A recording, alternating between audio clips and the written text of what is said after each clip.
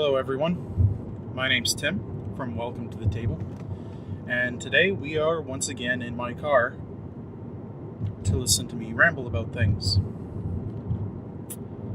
For those of you that are actually watching these videos, don't worry, it's not going to be all just in a car, me talking about things and nonsense. I am working on some more gameplay videos. And I'm meeting up with some friends of mine in a couple of weeks to record some more. I plan on doing how to plays, basically rules explanations, strategy and such. I plan on doing some videos like that soon, but I don't have a proper studio setup. Well, not even so much a studio setup. I don't have an area that I can use for this quite yet. So for now, I just wanted to get footage that I could work on to help practice editing and that kinds of things. So that's what this is. That's what I've been doing. Today, a friend of mine at work brought up something valid that I wanted to touch on. His only exposure to board games has been Monopoly, Risk, those kinds of games. And he's interested in them, but didn't really know where to start. And that is a very valid point.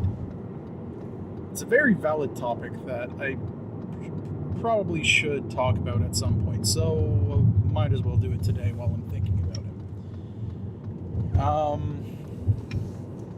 How do you get into modern board gaming? Well, how I got into it was a bit tricky. There's a brick and mortar store in the city that I went to university in. Big store. And for the longest time, I had said I was going to go in there, I was going to look at some games, or see what it was like.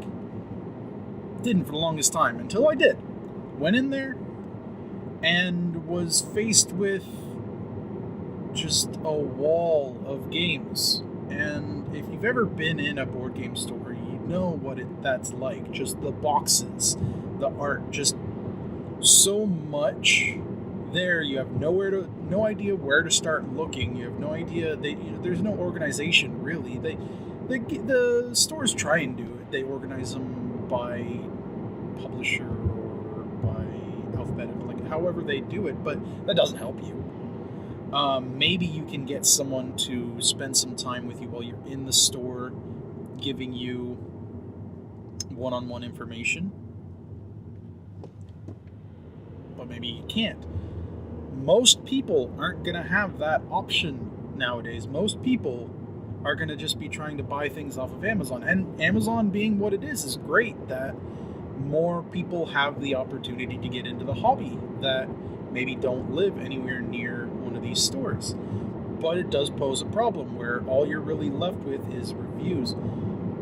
Maybe you'll see some videos, and that's what I intended my videos to end up being, like the ones showing games, where you could see what the game is like to be played, see us having fun with it, and then watch the other video to see how much it is going to take to learn, and then kind of make your decision off of that. That is where I had intended this channel to go, but it's not something I'm able to pull off quite yet.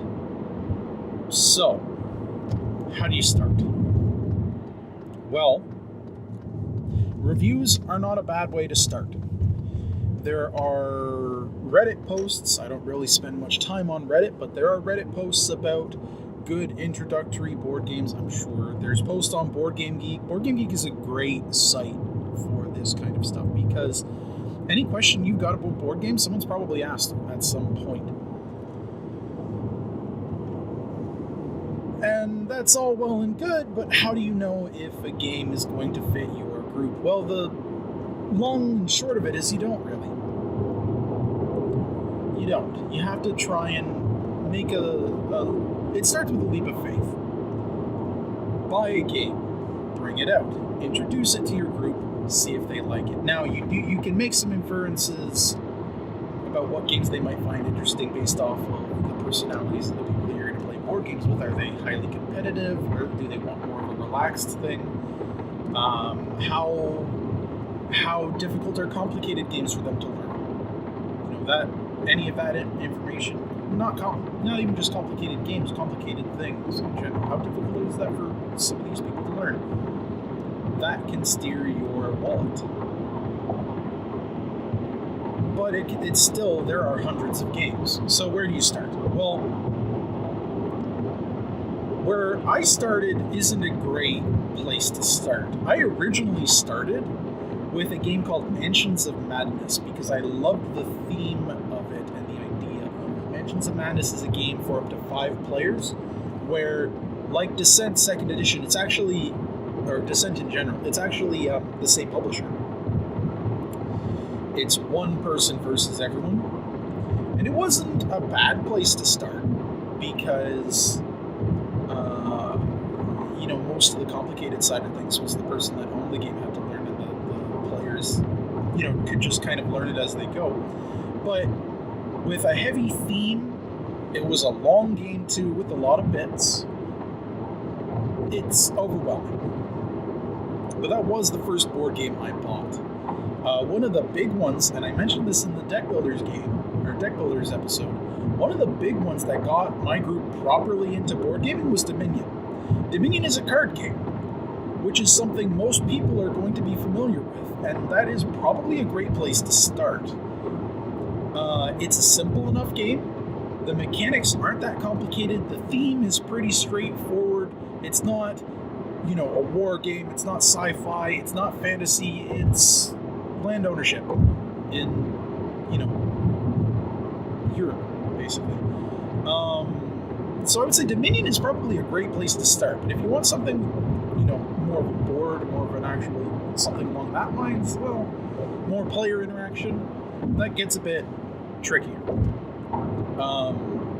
My friends actually did get into board gaming before I did. One of them had started his collection with games like Munchkin. Munchkin is another card game. It has a problem where its theme is pure. It's D&D. It's D&D, but it's like power gaming D&D. So it's making fun of D&D, Dungeons and Dragons, the role-playing game. So while that was great with our group, theme-wise, it won't be with most. Another one that got them started was Settlers of Catan.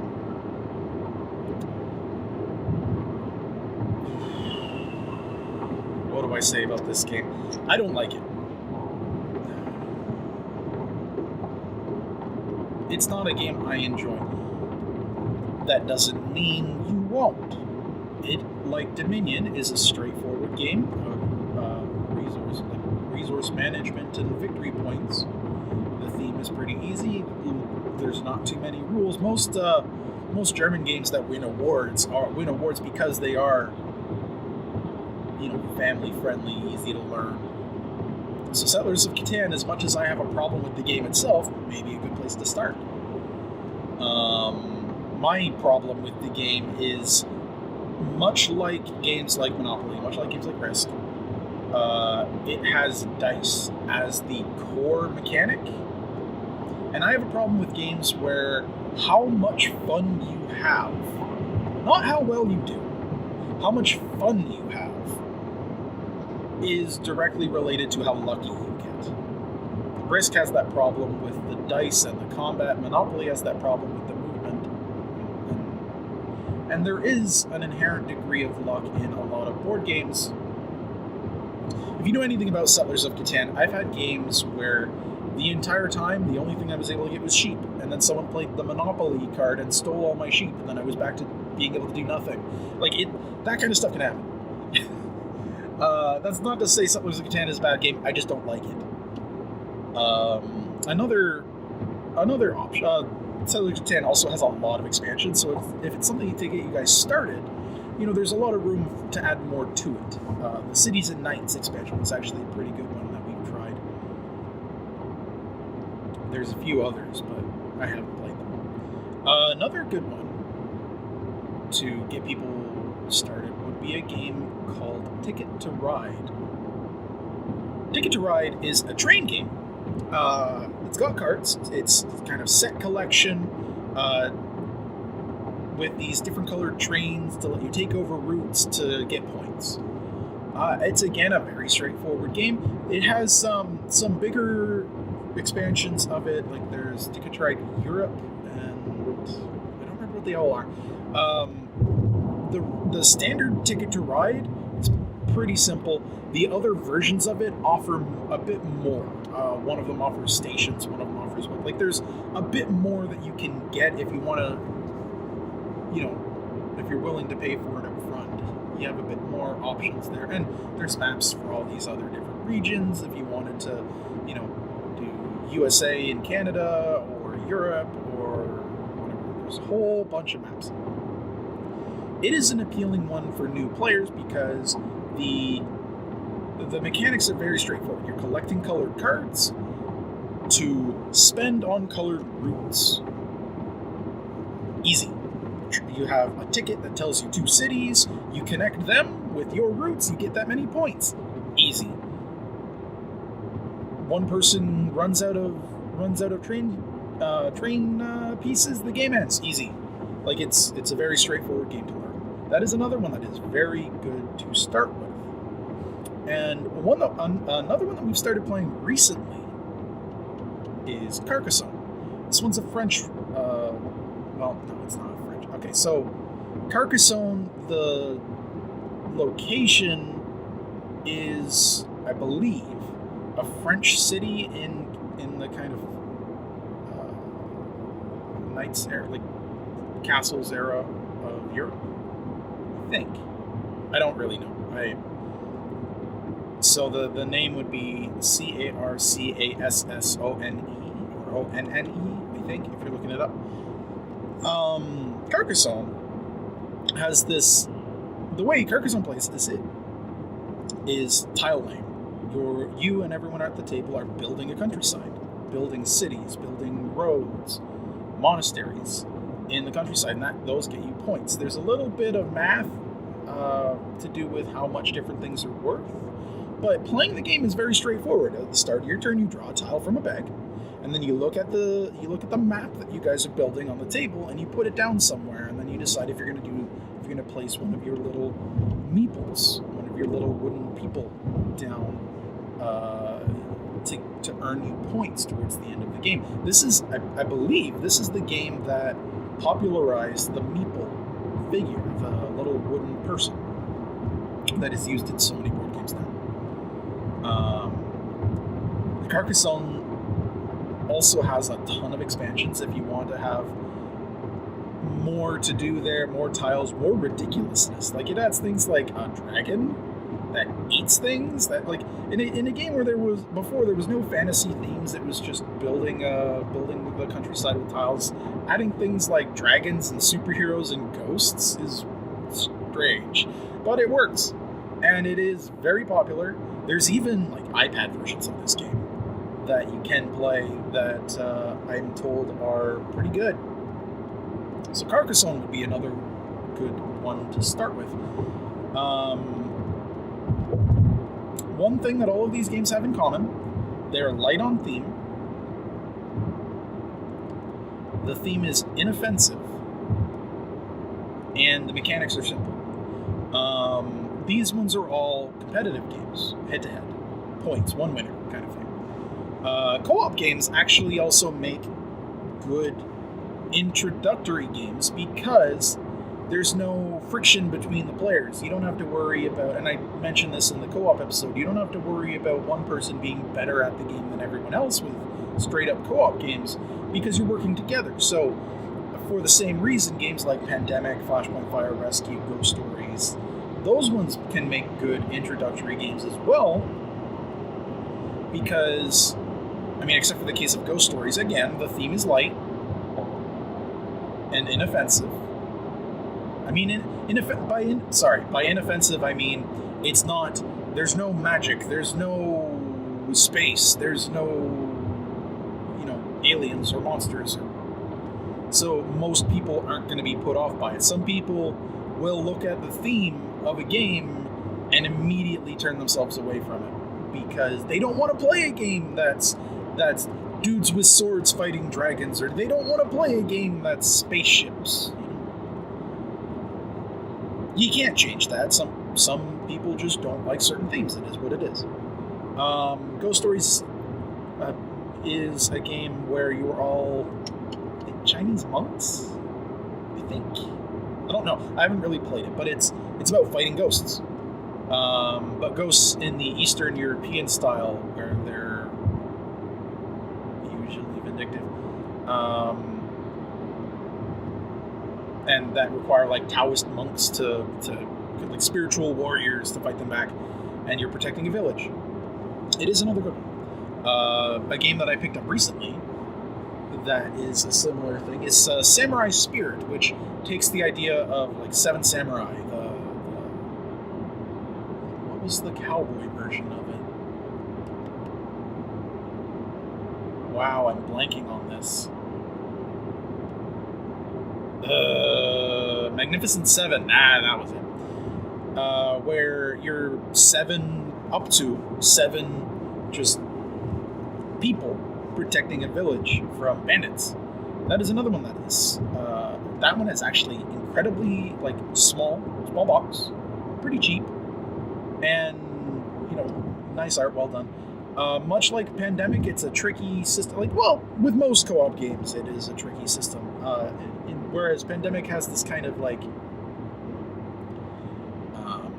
damage control, just keeping things contained until you can win the game. Samurai Spirit has a system like Blackjack that it uses for its kind of main mechanic. That is interesting. I haven't yet played it with my friends. I've played through it solo before, but I haven't yet played it with my friends, so I don't know how we feel about it. But that is another option. So, and the one thing that all of these games have in common that I mentioned is that none of them are that expensive. So it's good. They're good games to just try. Board games can be expensive. They're a luxury item.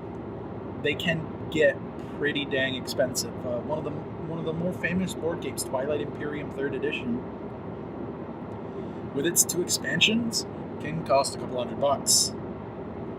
Something like Carcassonne, maybe $30. Canadian, in case you didn't know. Samurai Spirit? Yeah, about the same. $25, $30. Let's see, what are the other ones? Dominion, depending on which version you get. I had got a box that had the base game of Dominion plus a mini expansion and a big expansion, and that was, I think, $60.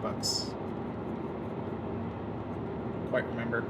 But they're all generally $30, $40 to start with. Like, well, 20 to $40 to entry fee.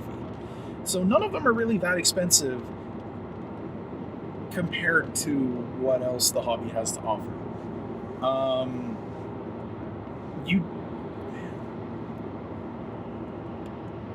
There was another point I was going to make, but I'm blanking on it right now. It's been a long week.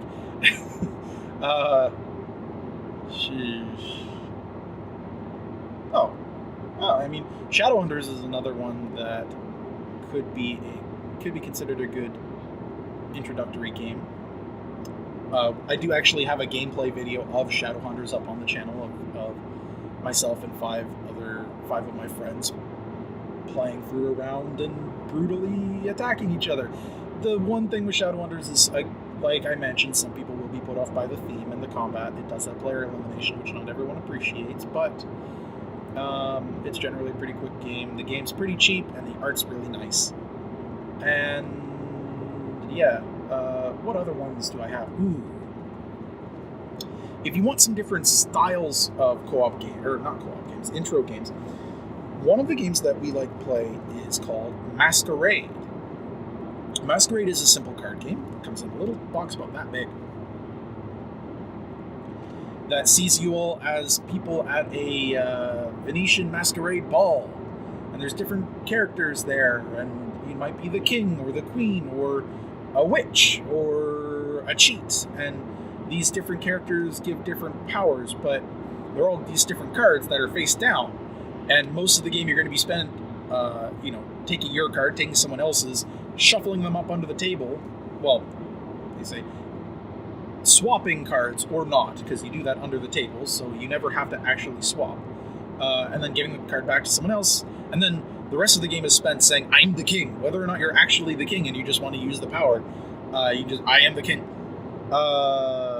So it's a great one. I've played that with younger kids. I played that with my great uncle. He won. He actually destroyed us that game. It was amazing. I had never seen that before. But that was a great one. That would probably be a great introductory game because, again, the game's not that complicated. What are some of the other ones that we've done?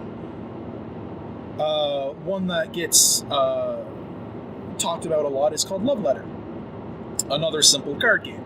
Are you seeing a trend here? A lot of games like these will be simple card games because they are things that people recognize and can appreciate, even if they've never played a board game before. Love Letter, yeah, pretty cheap. I think you can even buy Love Letter at like Walmart. You don't have to go to like a brick and mortar store and buy it online.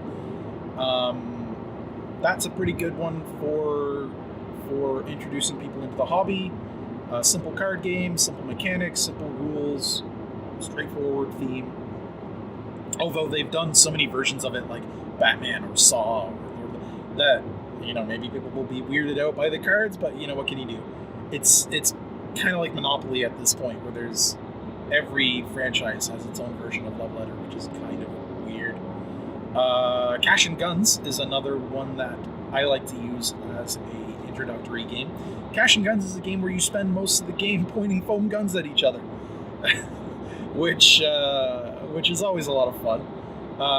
They didn't have to include decent-sized foam guns for everyone, that you could have just had to use your finger, but no, they did, because they know their audience and they know that it'd be fun. So that's a good one. It's a gangster theme, so that's something most people will recognize. And the art's cartoony and goofy that won't put anyone off. If you want something really quick, then you get into Crossing. Crossing is a game that I've picked up that is 15 minutes. 15 minutes around. And the entire game is just pointing at things on a table. I plan on doing a video of this soon. A gameplay video of this, so you guys can see it, but we'll see if I actually manage to get some footage. But it is, again, an incredibly simple game. Every round you point at a tile on the table. There's gems on the tile. You want the gems, you point at it. But if someone else is pointing at the same tile, neither of you get it. It's easy to play. It takes about 15 minutes. So that's a pretty good one as an introductory game.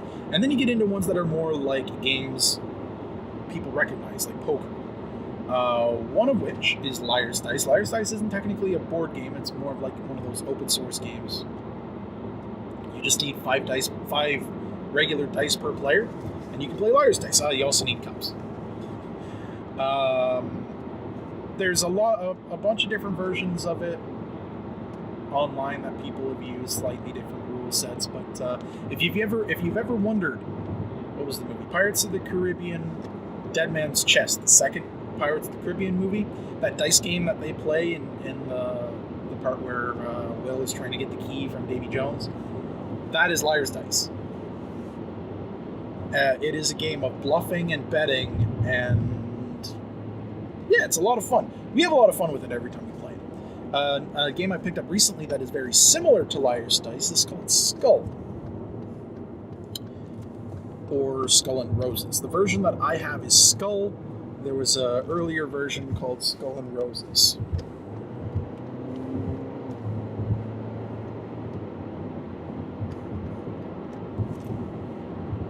Skull is a competitive game, much like Liar's Dice, with bluffing, but instead of dice, you have 4 basically coasters. Flowers on 3 of them, a skull on the 4th. I definitely plan on doing some videos about this one, because it is another one that's a lot of fun to play. The art is very nice. It comes in a little box, and I think it's like $20. Maybe 25. But if you wanted to, you could just make your own with coasters and play it that way. Are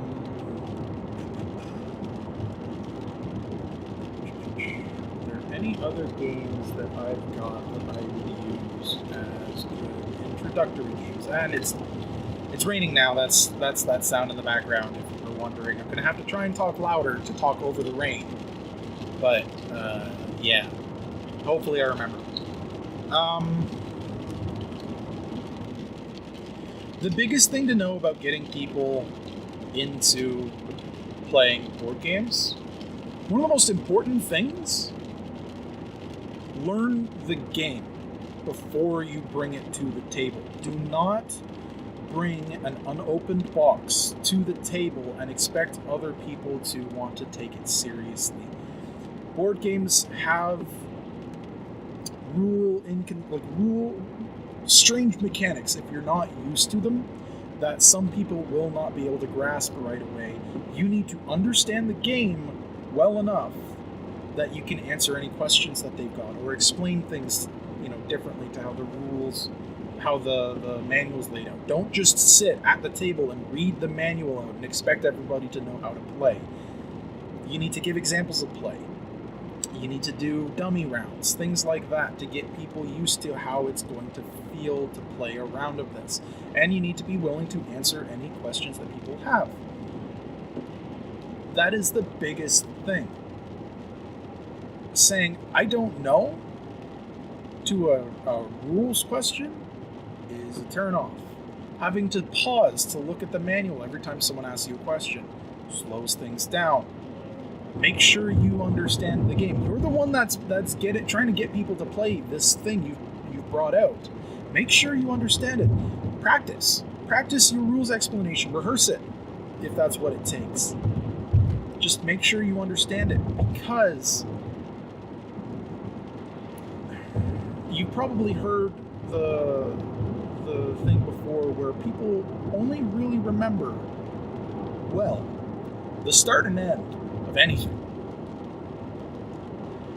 Your games will end with someone winning. Your games will start with your rules explanation. You've got to make sure that's good, because if that's not good, that is what they will remember, and that can turn them off board gaming entirely. That's not something you want if you're looking to get into the hobby. So make sure you do that well. I guess that's the big takeaway. Find a game that you think your group will like. Keep in mind player counts. Some of these games are 4 players max, some are 5, some are 6, some are more. Masquerade can do up to 13 or 14 people. I would really recommend it to start with, because a lot of the extra rules are weird. But you can. Find a game that you think they're going to like. Learn the game before you bring it to the table. And practice your rules explanation. Maybe, like I said, maybe do dummy rounds. Be prepared to answer questions. Because if someone doesn't know how something works, they're going to get frustrated. And a frustrated person is not having fun. That is the most important thing here, especially if you're trying to get a group together.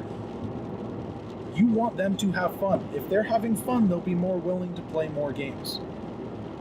Because that is the most important thing here. Board gaming can be a solo experience. It can. There are some games that can be played solo, but that's not the point of most of them. They are a social experience. They are multiplayer games. You are playing these games with people. You want to play these games with the same, well, maybe you don't want to play them with the same people. That's up to you. But you want to play these games with people. So you want to make sure they're having fun. Above all things else.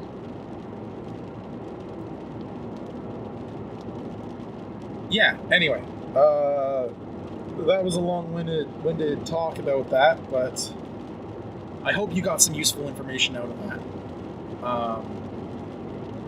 If you're interested in buying games, Amazon isn't bad.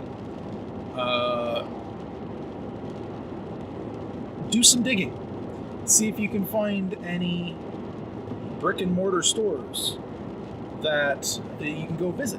Even if you don't expect to buy anything the first time you go visit, just going there and talking to someone and saying, these are the kind of, like, the people that run these stores care about the hobby. They want people to be interested in the hobby. So if you go to them and say, I want to get into board gaming, but I don't know what to buy, they probably will work with you and say, okay, maybe try this, try this, try this. There's a lot of games out there that I haven't played.